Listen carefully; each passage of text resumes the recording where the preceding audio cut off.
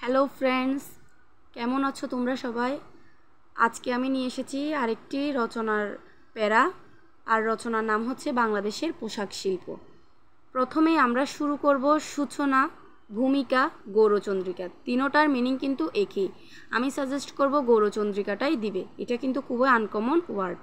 এই শব্দটা লেখার সাথে সাথে এক্সামিনার বুঝে যাবে তোমার রচনার মান কেমন। এরপরে আসবে বাংলাদেশের পোশাক শিল্পের যাত্রা।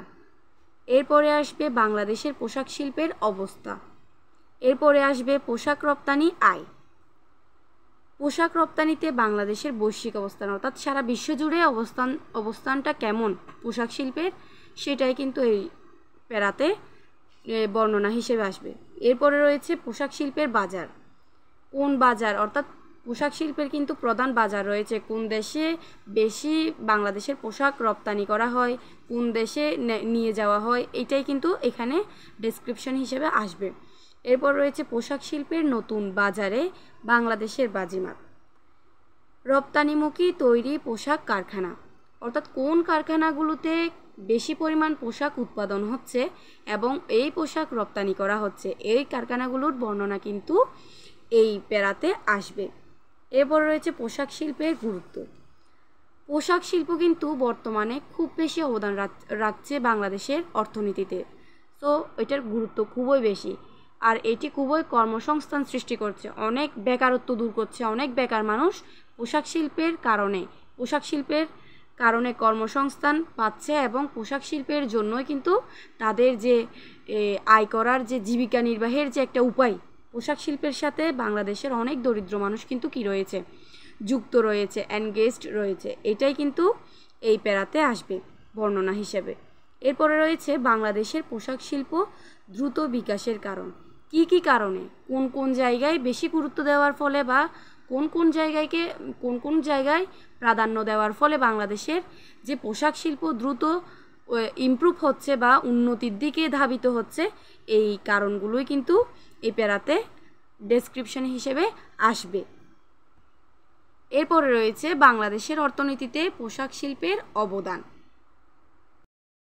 বাংলাদেশের অর্থনীতিতে পোশাক শিল্পের অবদান খুবই গুরুত্বপূর্ণ, কারণ বাংলাদেশের অর্থনীতিতে কিন্তু এখন প্রায় 80% কিন্তু পোশাক শিল্প থেকে আসছে। এটি হচ্ছে একদম টপ লেভেলে, মানে রপ্তানিযোগ্য পণ্যের মধ্যে হচ্ছে পোশাক একদম প্রধান একটি রপ্তানিযোগ্য পণ্য। আর পোশাক শিল্পের সাথে বাংলাদেশের দরিদ্র জনগোষ্ঠী খুবই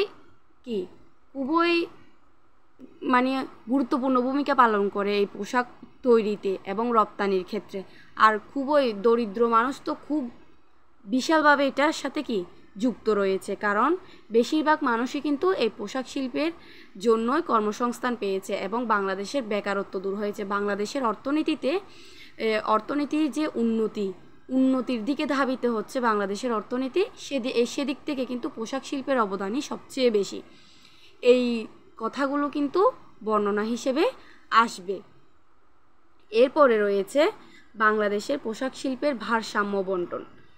সব কিছুরই একটা ভারসাম্য রয়েছে, যেমন পরিবেশের ভারসাম্য রয়েছে, তেমনই কিন্তু যে কোনো জিনিসের ভারসাম্য রয়েছে। ভারসাম্য নষ্ট হয়ে গেলে জিনিসটার অস্তিত্বই বিলুপ্ত হয়ে যায়। এই জন্য পোশাক শিল্পেরও ভারসাম্য রক্ষা করাটা খুবই গুরুত্বপূর্ণ। এই যে ভারসাম্যের কথাগুলো, কেমন করে ভারসাম্য বন্টন করা যায়, ওটাই কিন্তু এই প্যারাতে বর্ণনা হিসেবে আসবে। এরপরে রয়েছে অন্যান্য শিল্প খাতের উপর প্রভাব, অর্থাৎ এই পোশাক শিল্পের কারণে অন্যান্য শিল্প খাতের কীরকম প্রভাব পড়ছে, অন্যান্য শিল্প খাতে কি বেশি অগ্রগতি হচ্ছে না কম অগ্রগতি হচ্ছে, অন্যান্য শিল্প খাতের গুরুত্ব কি কম প্রাধান্য পাচ্ছে, এই কথাগুলো কিন্তু এই প্যারাতে ডেসক্রিপশন হিসেবে আসবে। এরপরে রয়েছে বাংলাদেশের তৈরিকৃত পোশাকের বৈচিত্র্যতা। বাংলাদেশের তৈরি পোশাকের কিন্তু খুব বেশি জনপ্রিয়তা রয়েছে অন্যান্য দেশে, এই জন্যই কিন্তু আমদানি করা হয় বাংলাদেশ থেকে এই পোশাকগুলো, অর্থাৎ বাংলাদেশ থেকে রপ্তানি করা হয় অন্য দেশে, অন্য দেশরা বাংলাদেশ থেকে করে পোশাক আমদানি করে। এই জন্য পোশাকের যে বিভিন্ন একটি মাধুর্য, পোশাকের বাংলাদেশের তৈরি পোশাকের বিভিন্ন সংস্কৃতির সাথে যুক্ত বিভিন্ন কি রয়েছে, পোশাকের বৈচিত্র্যতা। এক ধরনের পোশাক তৈরি করে না, বাংলাদেশে বিভিন্ন রকমের সংস্কৃতির সাথে যুক্ত, বিভিন্ন কালচারাল মানে সব কিছু ট্রেডিশন সব কিছু কী রয়েছে, যুক্ত রয়েছে, যা পোশাকের মধ্যে ফুটে ওঠে। এই বৈচিত্র্যটাই কিন্তু কি, বৈচিত্র্যতাগুলোই কিন্তু এখানে কি করতে হবে, বর্ণনা করতে হবে এই প্যারাতে। এরপরে রয়েছে বাংলাদেশের পোশাক শিল্পের সমস্যাসমূহ। অবশ্যই পোশাক শিল্প যেহেতু আছে তার একটি সমস্যাও থাকবে, একটি না অনেকগুলোই সমস্যা রয়েছে। এই সমস্যাগুলো কিন্তু এই প্যারাতে বর্ণনা হিসেবে আমাদের লিখতে হবে।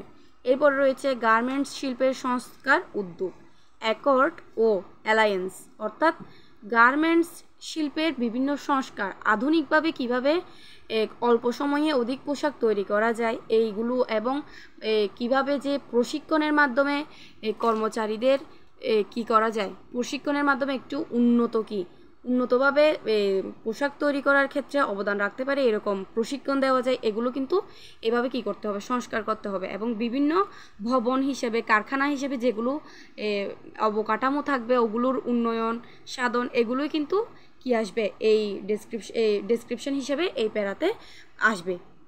এরপর রয়েছে পরিবেশ বান্ধব শিল্প কারখানা, অর্থাৎ শিল্প কারখানা পরিবেশ বান্ধব হতে হবে, অন্যথায় পরিবেশের ক্ষতি হবে।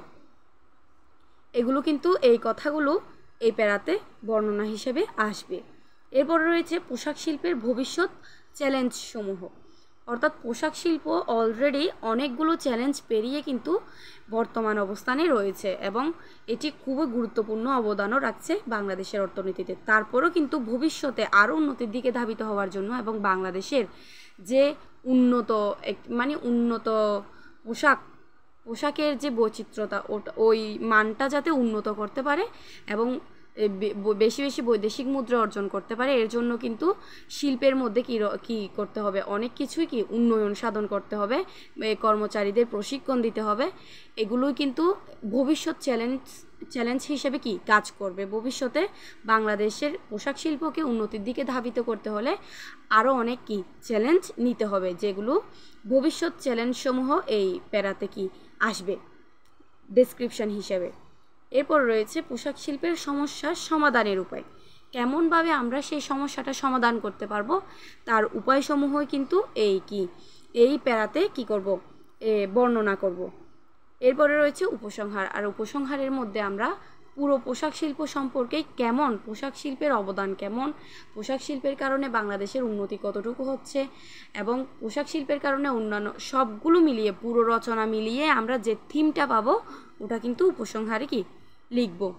যদি সম্পূর্ণ ভিডিওটা আপনাদের ভালো লেগে থাকে তাহলে ভিডিওটা প্লিজ শেয়ার করবেন এবং একটা সাবস্ক্রাইব করবেন, লাইক করবেন, কমেন্ট করবেন। থ্যাংক ইউ ভেরি মাচ, ধন্যবাদ সবাইকে।